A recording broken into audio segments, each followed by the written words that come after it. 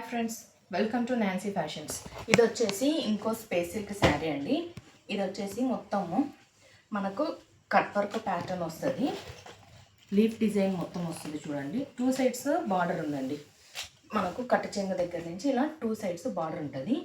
శారీ వచ్చేసి మనకు pastel shade ఉందండి. Pastel shade green with gold ఏమంటారు కల్నేత షేడ్ కనపడుతుంది. శారీ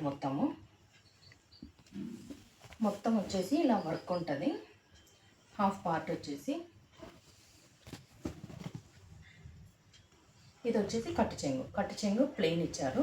శారీ మొత్తం వచ్చేసి ఓవరాల్గా ఇలా ఉంది.